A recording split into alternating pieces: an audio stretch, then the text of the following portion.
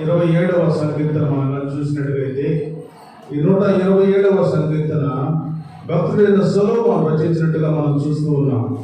సొలొమోను భక్తుడు సంకీర్తన రచిస్తూ చక్కని మాటలు ఇక్కడ బయలుపరుస్తూ ఉన్నాడు. ప్రేమైనటువంటి దేవుని బిడ్డలారా, ఈ మొట్టమొదటి చరణంలో మనం చూస్తే యెహోవా ఇల్లు కట్టించని ఎడల దాని కట్టువారి ప్రయాస వ్యర్థమే, యెహోవా పట్టణమును కాపాడని ఎడల దానిని కావలి కాయవారు మేలుకొనుట వ్యర్థమే.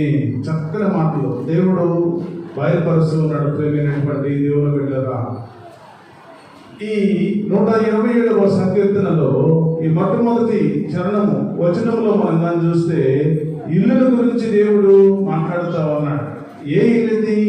లోకానుసారమైన ఇల్ల, ఆత్మీయసారమైన ఇల్ల. ప్రేమైనటువంటి దేవుని బిడ్డలారా, చక్కగా దేవుడు మాట్లాడుతూ ఉన్నాడు. ఆత్మీయసారమైన మన ఇల్లు ఏ విధంగా కట్టుకోవాలో, మన ఆత్మలో ఏ విధంగా దేవుణ్ణి ఆహ్వానించుకోవాలో, మన ఆత్మతో దేవుణ్ణి ఏ విధంగా సిద్ధపరచుకోవాలో, మన దేవుడికి సంబంధించిన వ్యక్తులుగా ఈ లోకంలో ఉంటే ఏ విధంగా దేవుడు నేను ఉన్నతమైన స్థితిలోకి దేవుడు నిన్ను తీసుకువెళ్తాడని చక్కని మాటలు దేవుడు బయలుపరుస్తూ ఉన్నాడు. ప్రేమైనటువంటి దేవుని బిడ్డలారా, చక్కగా దేవుడు మాట్లాడుతున్నాడు. యెహోవా ఇల్లు కట్టించని ఎడల దానిని కట్టువారి ప్రయాస వ్యర్థమే.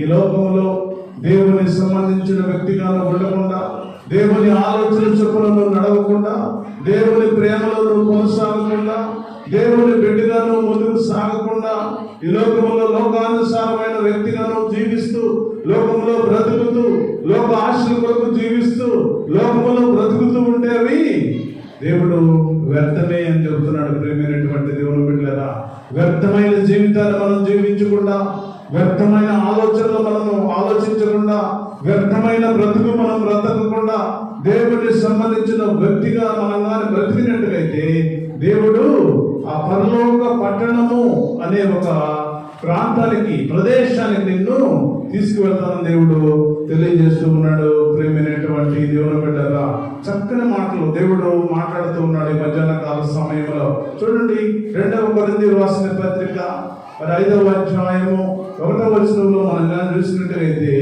ఈ భూమి మీద మన గుడారమైన ఈ నివాసము శిథిలమైపోయినను చేతి పని కాక దేవుని చేత కట్టబడినది నిత్యమైనది నివాసము పరలోకమందు మనకున్నదని ఎరుగుదుము. చక్కగా దేవుడు మాట్లాడుతున్నాడు ఈ మధ్యాహ్న కాల సమయంలో. దేవుని బిడ్డలారా, ఈ మధ్యాహ్న కాల సమయంలో దేవుడు మాట్లాడుతూ ఉన్నాడు. భూమి మీద మన గుడారమైన ఈ నివాసము అంటే మన నివాసము దేవుని సంబంధించిన బిడ్డగా నువ్వు కొనసాగుతూ ఉంటే, దేవుని ఆలోచన చొప్పున బ్రతుకుతూ ఉంటే, దేవుని ప్రేమలను కొనసాగుతూ ఉంటే, దేవుని రక్తంలో నువ్వు కడగబడితే, దేవుడు నీ హృదయంలో దేవుడు వచ్చి ఆయన నివాసాన్ని ఏర్పరచుకుంటున్న దేవుడు తెలియజేస్తూ ఉన్నాడు. ప్రేమైనటువంటి దేవుని బిడ్డలారా, ఇలాంటి దేవుని నివాసం, ఇలాంటి దేవుని నివాసమైన ఈ శరీరము దేవునికి ఇష్టంగా బ్రతకాలని దేవుడు తెలియజేస్తూ ఉన్నాడు. అందుకని అంటున్నాడు, భూమి మీద మన గుడారమైన ఈ నివాసము శిథిలమైపోయినను చేతి పని కాక దేవుని చేత కట్టబడినది నిత్యమైన నివాసము పరలోకము ఉన్నదని మనము ఎరుగుదుము. ఎరగాలి, దేవుని చేత కట్టబడిన ఒక నివాసం ఉన్నదని, ఈ లోకములో దేవుని చేత నింపబడిన ఈ భూమి మీద ఈ నివాసాన్ని మనము బ్రతికినంత కాలం కూడా మనము దేవుని కొరకు సిద్ధపరచాలని దేవుడు తెలియజేస్తూ ఉన్నాడు. ప్రేమైనటువంటి దేవుని బిడ్డలారా, ఈ భూమి మీద ఈ నివాసాన్ని మనము సిద్ధపరుచుకుంటూ, ఈ భూమి మీద మనము బ్రతికినంత కాలము కూడా ఈ నివాసములో దేవుడిని ఆహ్వానిస్తూ, మనము ఈ నివాసములో దేవుడిని స్తుతిస్తూ, ఈ నివాసములో దేవుని కొరకు అర్పణలు అర్పిస్తూ, ఈ నివాసముతో దేవుని కొరకు ప్రార్థన చేస్తూ, ఈ నివాసాన్ని దేవుని కొరకు సిద్ధపరిచినట్లయితే నువ్వు ఈ భూమి మీద చనిపోయిన తర్వాత ఒక పరలోకములో ఒక పట్టణం ఉన్నదని, ఒక పరలోకములో ఒక నివాసం ఉన్నదని, ఆ పరలోక పట్టణంలో నేను వారసులుగా దేవుడు నిన్ను చేసేదానికి సిద్ధపడుతూ ఉన్నాడు. ప్రేమైనటువంటి దేవుని బిడ్డలారా, చక్కని మాటలు దేవుడు మాట్లాడుతూ ఉన్నాడు. ప్రేమైనటువంటి దేవుని బిడ్డలారా, 8వ వచనం చూసినట్లయితే ఇట్లు ధైర్యము కలిగి ఈ దేహమును విడిచిపెట్టి ప్రభువునందు నివసించుటకు ఇష్టపడుచున్నాం. కావున దేహమును విడిచినను ఆయన ఇష్టమై ఉండవలని మిగుల అపేక్షించుచున్నాను. ఎందుకనగా తాను జరిగించిన క్రియల చొప్పున అవి మంచివైనను సరే చెడ్డమైనను సరే దేహముతో జరిగించిన వాటి ఫలమును ప్రతి వాడును పొందినట్లు మనమందరమును క్రీస్తు న్యాయ పీఠము ఎదుట ప్రత్యక్షంగా కావలయును. చూడండి ప్రియమైనటువంటి దేవుని బిడ్డలారా, ఈ లోకంలో మనం అనుకోవచ్చు, ఈ లోకంలో మనం బ్రతికినంత కాలం ఏ విధంగా జీవిస్తూ ఉన్నామో, ఈ లోకంలో బ్రతికినంత కాలం ఏ విధంగా నడుస్తూ ఉన్నామో, ఈ లోకంలో జీవించినంత కాలము ప్రియమైనటువంటి దేవుని బిడ్డలారా, ఈ నివాసాన్ని ఏ విధంగా మనం దేవుని కొరకు సిద్ధపరుచుకుంటూ ఉన్నామో చక్కని మాటలు దేవుడు మాట్లాడుతూ ఉన్నాడు. దేవుడు అంటున్నాడు, ఇట్లు ధైర్యము కలిగి ఈ దేహమును విడిచిపెట్టినా సరే, భూమి మీద కానీ ఈ నివాసాన్ని సిద్ధపరచుకుంటే, ఈ భూమి మీద ఈ నివాసాన్ని కానీ సిద్ధపరచుకొని దేవుని ఆత్మచేత నింపబడి దేవుని కొరకు నువ్వు జీవించి దేవుని ఆలోచన చొప్పులను బ్రతికి దేవుని ప్రేమలను కానీ కొనసాగినట్టుగైతే నువ్వు ఈ భూమి మీద చనిపోయినా సరే, ఈ శిథిలమైన ఈ శరీరము శిథిలమైన అయినా సరే దేవుడు అంటున్నాడు, ఇటు ధైర్యం కలిగి ఈ దేహమును విడిచిపెట్టి ప్రభువునంత నివసించుటకు ఇష్టపడుచున్నాము. ప్రభువునంత మేము ఉంటాం. ఒక దినాన ఈ భూమి మీద ఎంత దేవునికి ఇష్టమైనగా జీవించామో, ఈ భూమి మీద దేవునికి ఇష్టకరమైన బ్రతుకు బ్రతికేమో, ఈ నివాసాన్ని దేవుని చేత అర్పింపబడి దేవుని కొరకు సిద్ధపడిచి ఈ నివాసాన్ని ఈ భూమి మీద నుండి మనం చనిపోయే వరకు కూడా మేము దేవుని కొరకు సిద్ధపడ్డాం కనుక దేవుని రాజ్యం అనేది ఒకటి ఉన్నది. ఆ రాజ్యములో మేము వారసులుగా ఉంటామని ఒక స్థిరమైన నిర్ణయాన్ని దేవుడు నీకు కలిగిస్తూ ఉన్నాడు. ప్రియమైనటువంటి దేవుని బిడ్డలారా, అందుకని అంటున్నాడు, ఈ దేహమును విడిచిపెట్టి ప్రభువునందు నివసించుటకు ఇష్టపడుచున్నాము.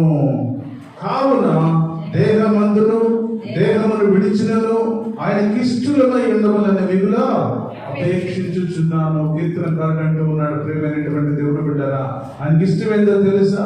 ఈ భూమి మీద ఉన్నా సరే, ఈ శిథిలం కాకుండా ఈ నివాసం ఉన్నంత కాలము దేవునికి మేము ఇష్టలుగా జీవించాలి. ఇష్టలుగా జీవిస్తే, దేవునికి ఇష్టలుగా జీవిస్తే దేవునికి ఒక రాజ్యం ఉన్నది. ఆ రాజ్యంలో నేను కూడా నిలబడతాను. ఆ రాజ్యంలో నేను కూడా దేవుని స్తుతిస్తా. ఆ రాజ్యంలో దేవుని సన్నిధిలో నేను బ్రతుకుతా. ఆ రాజ్యంలో దేవుని కొరకు నేను ముందుకు సాగుతాను.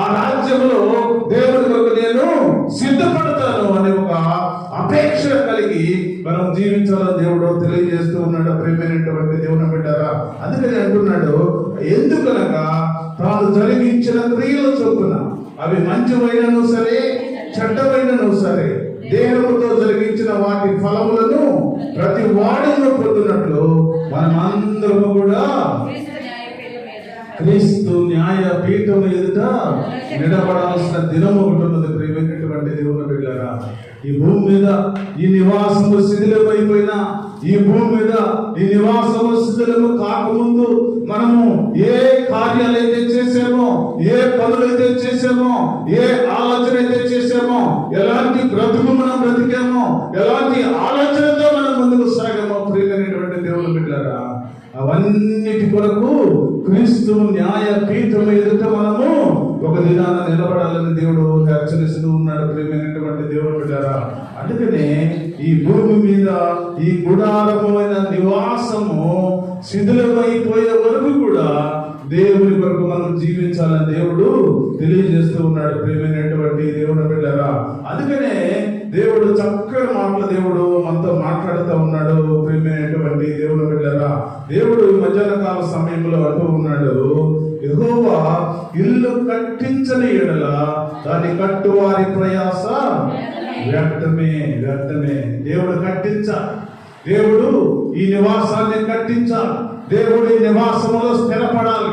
దేవుడు ఈ నివాసములో ఉండాలి. దేవుడు ఈ నివాసములో ఉంటే, దేవుడు ఈ నివాసములో స్థిరపడితే, దేవుడు ఈ ఈ నివాసములో కానీ ఆయన కూర్చుంటే, దేవుడు ఈ నివాసంలో రాగలిగితే నీ కుటుంబంలో, నీ బిడ్డలు, నీ కుటుంబం, నీ భర్త, నీకు సమస్తాన్ని దేవుడు ఆశీర్వదించడానికి సిద్ధంగా ఉన్నాడు. ప్రియమైనటువంటి దేవుని బిడ్డలారా, అందుకని అంటున్నాడు, యెహోవా ఇల్లు కట్టించని ఎడల దానిని కట్టువారి ప్రయాస వ్యర్థమే అంటున్నాడు. ఈ లోకంలో అనేక మంది ప్రజలు, అనేక మంది బిడ్డలు సగమటు సగమిటు, సగం దేవుల్లో ఉంటారు, సగమేమో లోకానుసారంగా బ్రతుకుతూ ఉంటారు. ప్రియమైనటువంటి దేవుని బిడ్డలారా, అందుకని అంటున్నాడు, అవి మంచివైనను సరే, చెడ్డవైనను సరే, నీ దేహంతో జరిగించిన ప్రతి క్రియను బట్టి క్రీస్తు న్యాయ పీఠం ఎదుట నువ్వు నిలబడాల్సిన దినము ఒకటి ఉన్నది అని దేవుడు గుర్తు చేస్తున్నాడు. ప్రియమైనటువంటి దేవుని బిడ్డలారా, ఆ దినాన దేవుడు సన్నిధిలో దేవుని క్రీస్తు న్యాయ పీఠం ఎదుట నువ్వు నిలబడినప్పుడు దేవుడు ఒక్కొక్కటి అడుగుతాడు. అమ్మా, నువ్వు బాప్తిసం తీసుకున్న తర్వాత నీ క్రియలు ఎలా ఉన్నాయి, నీ ఆలోచనలు ఎలా ఉన్నాయి, నువ్వు ఏ విధంగా బ్రతికావు, నువ్వు ఏ విధంగా నా కొరకు నువ్వు జీవించావు, ఎంత కష్టపడ్డావు, ఎన్ని శ్రమ పడ్డావు, ఎన్ని ఆత్మలకు ప్రార్థన చేశావు, ఎన్ని ఆత్మలను నడిపించావు, ఎంతమంది కొరకు నువ్వు సిద్ధపరిచావు అని అడిగినప్పుడు క్రీస్తు న్యాయపీఠం ఎదుట మనం ఏ విధంగా ఉండాలి? ఆ మాట దేవుడు అడిగాడు అనుకోండి, మనం ఏ విధంగా ఉండాలి? అయ్యా, నేను నీ కొరకు నేను జీవించాను ప్రభువా, అనేక మంది కొరకు ప్రార్థన చేశాను, అనేక ఆత్మలు నశించిపోవు ఆత్మలు నీ సరిగ్గా నడిపించాను ప్రభువా, అనేక మంది కొరకు నేను విస్తారంగా దేవుడి కొరకు మీ కొరకు నేను సిద్ధపరిచాను ప్రభు అని నువ్వు అని చెప్పగలిగితే ఏమంటాడో తెలుసా దేవుడు? బలా నమ్మకమైన మంచి దాసుడా అంటాడు.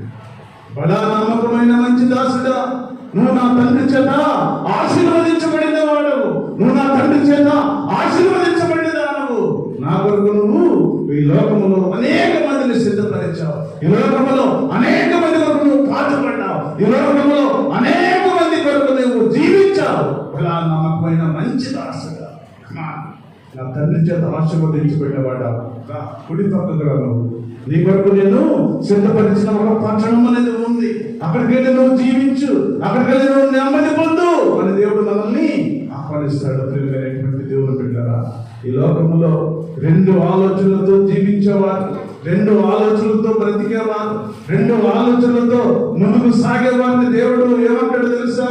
ప్రియమైనటువంటి దేవుని బిడ్డలారా, చీ చండదాసుడా, చూడండి ఎంత వేరియేషన్ ఉందో చూడండి. క్రీస్తు న్యాయ పీఠం ఎదుట నిలబడినప్పుడు, క్రీస్తు న్యాయ పీఠం ఎదుట మరి ఆ తీర్పు సమయంలో నిలబడినప్పుడు నీ క్రియలు, నువ్వు దేహంతో ఉన్నప్పుడు నువ్వు జరిగించిన ప్రతి క్రియలను బట్టి దేవుడు తీర్పు తీర్చబోతూ ఉన్నాడు. ప్రియమైనటువంటి దేవుని బిడ్డలారా, చూడండి చక్కని మాటలు. ప్రకటన రాసిన గ్రంథము 22వ అధ్యాయం అనుకుంటా, 22వ అధ్యాయంలో చూడండి,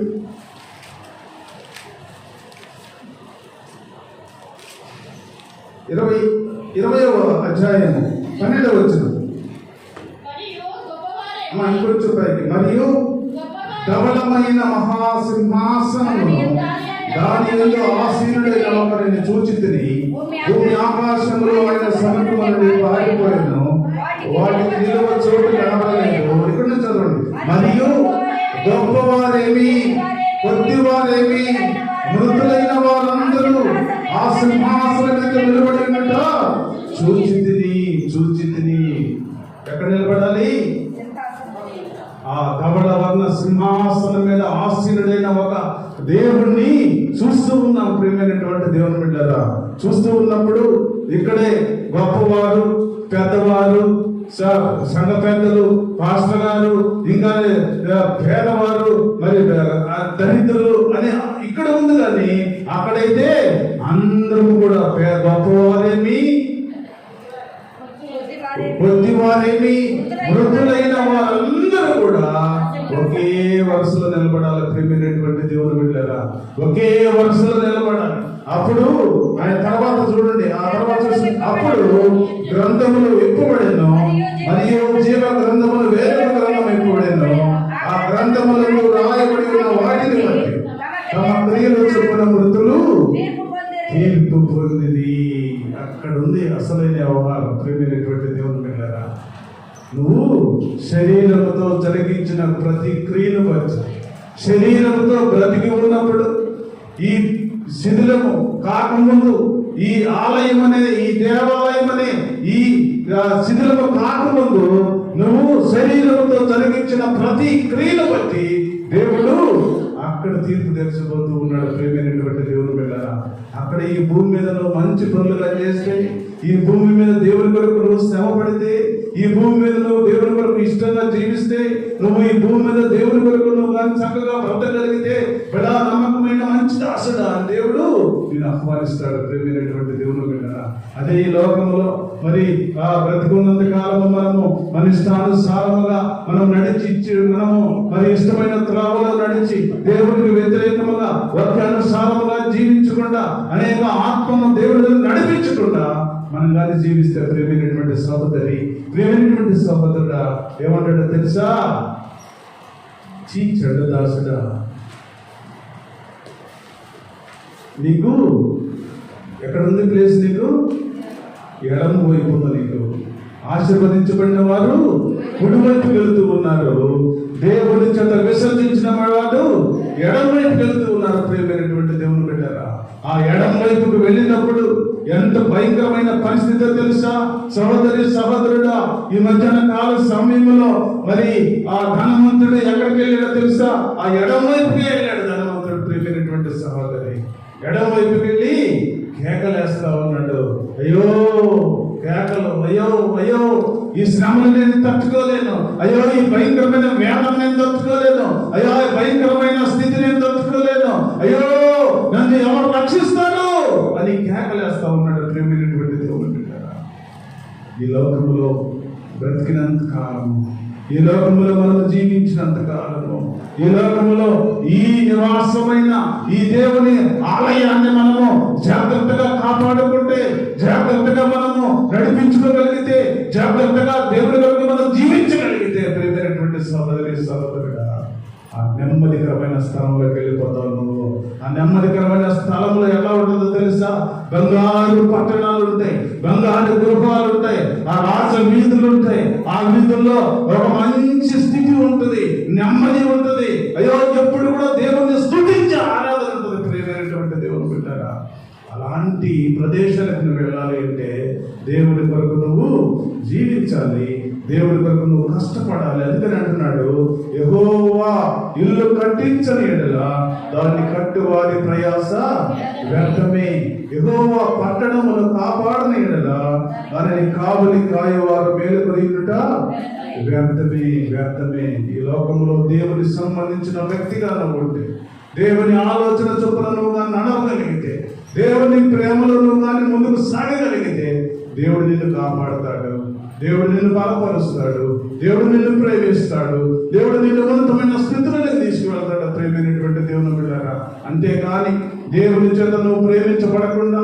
దేవుని మాటలను అంగీకరించకుండా, దేవుని ఆలోచన చొప్పున నడవకుండా, నీ ఇష్టానుసారమైన మార్గంలో నడుస్తూ, ఇష్టానుసారమైన త్రావలో నడుస్తూ, దేవుని బిడ్డగా నువ్వు కొనసాగుతూ, దేవునికి అయిష్టంగా నువ్వు జీవిస్తే దేవుడు అంటున్నాడు, నీ జీవితము వ్యర్థమే వ్యర్థమే వ్యర్థమే అంటున్నాడు.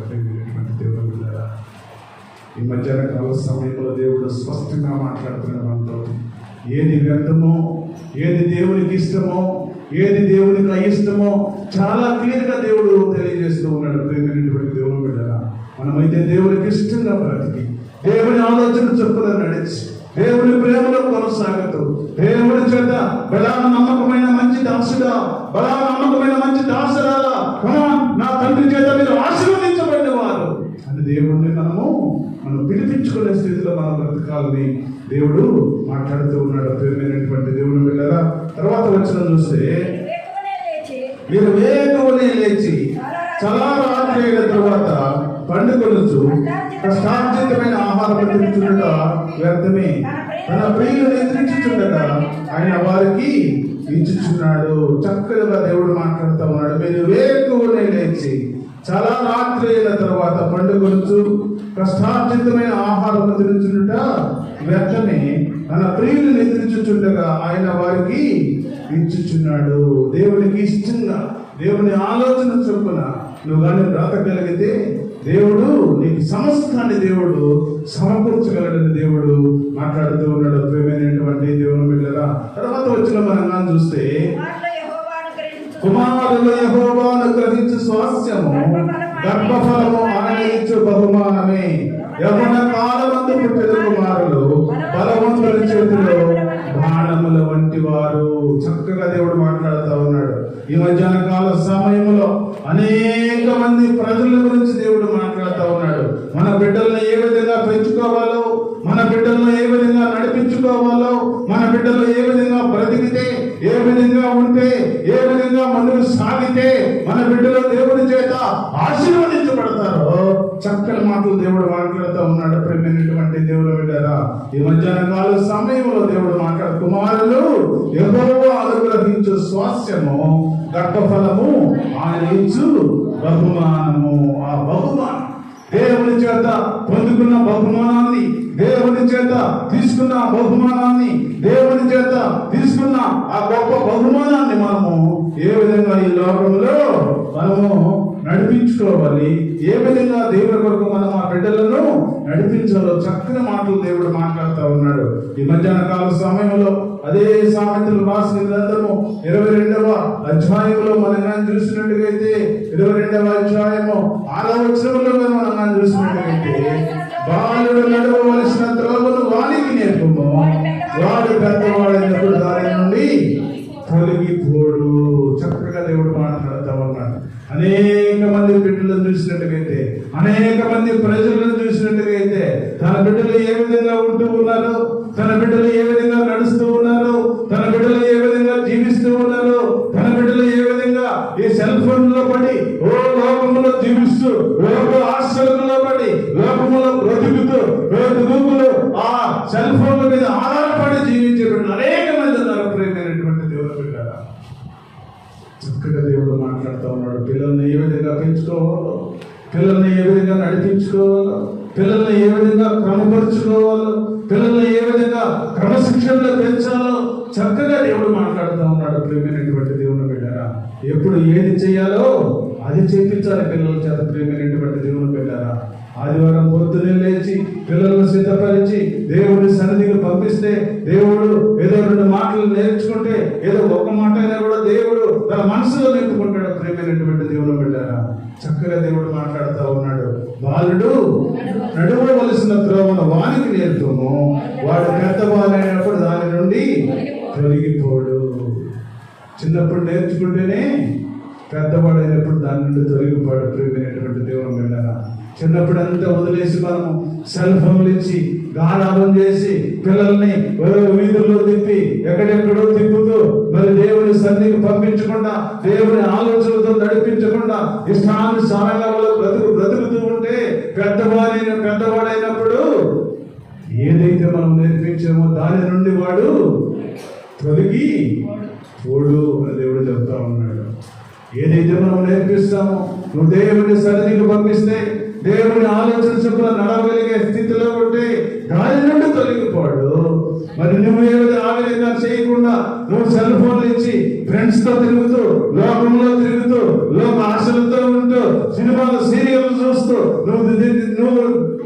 నువ్వు కుటుంబంలో గడపగలిగితే నువ్వు దాని నుండి తొలగిపోడు అని దేవుడు తెలియజేస్తూ ఉన్నాడు. ప్రియమైనటువంటి దేవుని బిడ్డలారా, ఎలాగా మనం బిడ్డలను సిద్ధపరుచుకుంటూ ఉన్నాం. దేవుడు మాట్లాడుతూ ఉన్నాడు. ఈ మధ్యాహ్న కాల సమయంలో దేవుడు చాలా స్పష్టంగా మాట్లాడుతూ ఉన్నాడు. కుమారులు యెహోవా అనుగ్రహించిన స్వాస్థ్యము, గర్భఫలము ఆయన ఇచ్చే బహుమానమే. యవ్వన కాలమందు పుట్టిన కుమారులు బలవంతుల చేతిలో ఎలా ఉండాలి? బాణములుగా ఉండాలి.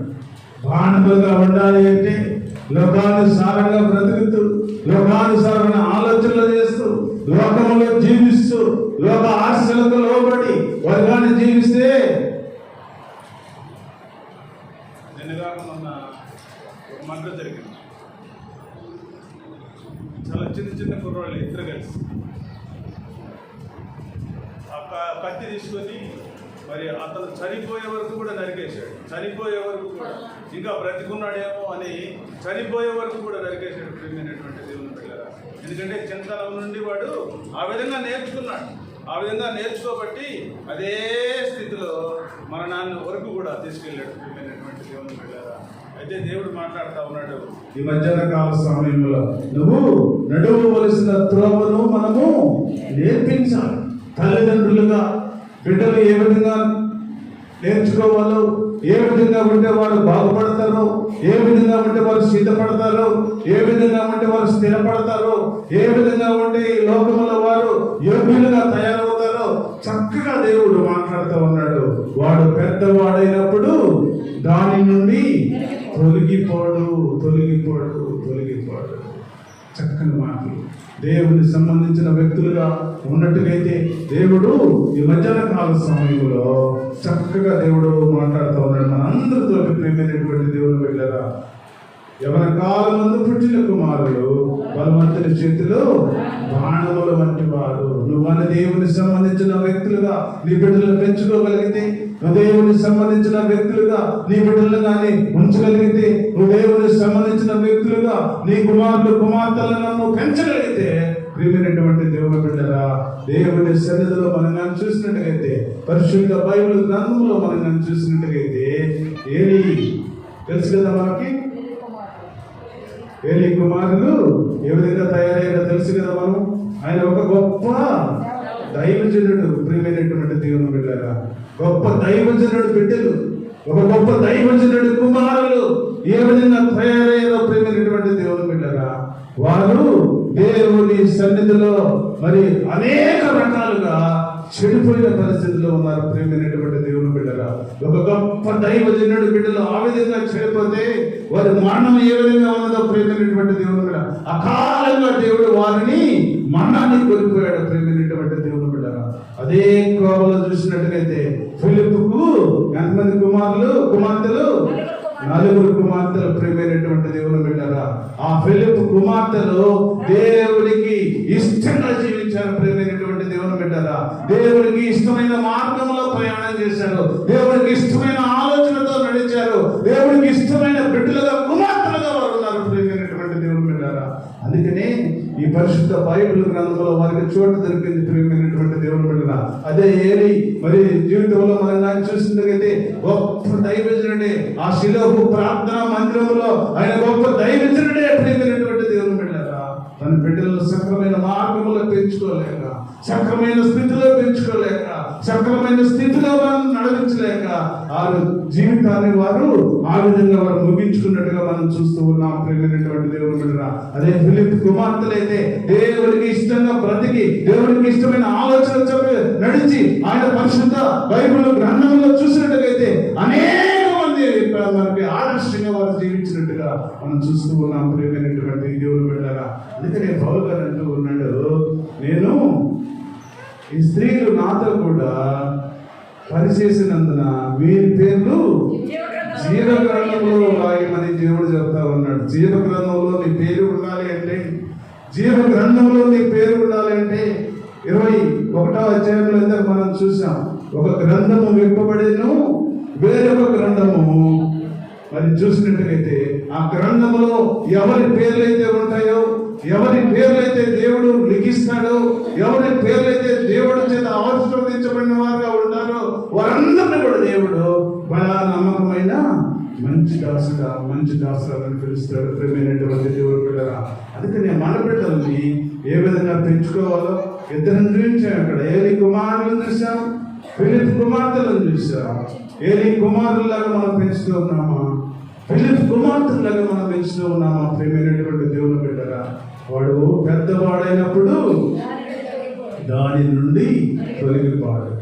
ఏదైతే నువ్వు నేర్పిస్తావో, చిన్నతనం నుండి ఏదైతే నువ్వు నేర్పించగలవో దాని నుండి వాడు తొలగిపోవడం దేవుడు చెబుతూ ఉన్నాడు. ప్రియమైనటువంటి దేవుడు బిడ్డరా, దేవుడికి ఇష్టమైన బ్రతికించగలిగితే మన చేతుల్లోనే ఉంది. చిన్నతనంలో ఏ విధంగా దేవుడి బిడ్డలను ఏ విధంగా మనము మరి నడిపించాలో దేవుడు స్పష్టంగా మాట్లాడుతూ ఉన్నాడు. ప్రియమైనటువంటి దేవుని బిడ్డరా, ఆ విధంగా మనం పెంచగలిగితే దేవుడు చక్కగా ఆ చివరి వచనంలో అంటున్నాడు, వారితో తన అంబుల పడి ఎంపుకున్న వాడు ధన్యుడు, అట్టివాడు సిగ్గుపడక గుమ్మములో తన విరోధులతో వాదించుదురు.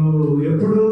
నీ కుమారులు నీకు సపోర్ట్ చేయాలి అంటే, నీ కుమారులు నీ పక్కన నిలబడాలి అంటే, నీ కుమారులు కుమార్తెలు నీ ప్రక్కన నిలబడి నీ విరోధులతో వాదించే పరిస్థితిలో ఉండాలి అంటే దేవుని సంబంధించిన వ్యక్తులుగా, దేవుని పరిశుద్ధమైన మాటలతో, పరిశుద్ధమైన వాక్యలతో, పరిశుద్ధమైన జీవితం జీవించగలిగి చిన్నతనము నుండి ఆ బిడ్డలు ఆ విధంగా నువ్వు సిద్ధపరిస్తే నువ్వు ఎంతో దేవుని సన్నిధిలో నీకు సపోర్ట్ గా ఉన్నాడు దేవుడు తెలియజేస్తూ ఉన్నాడు. ప్రియమైనటువంటి దేవుని బిడ్డలారా, అట్టి స్థితి మనందరికీ కలగాలి. ఎందుకంటే చిన్నతనం నుండి మన బిడ్డలను ఆ విధంగా పెంచగలిగితే, చిన్నతనం నుండి ఆ విధంగా మనం నడిపించగలిగితే దేవుని సన్నిధిలో ఒక ఉపయోగకరమైన వ్యక్తులుగా, దేవుని సన్నిధిలో ఒక ఉపయోగకరమైన బిడ్డలుగా ఉండాలని దేవుడు తెలియజేస్తూ ఉన్నాడు. ప్రియమైనటువంటి దేవుని బిడ్డగా మనమందరం కూడా ఆ విధంగా మన బిడ్డలను పెంచి మనమందరం కూడా దేవుని కొరకు సిద్ధపడాలని దేవుడు ఈ మాటలు దీవించుగాక.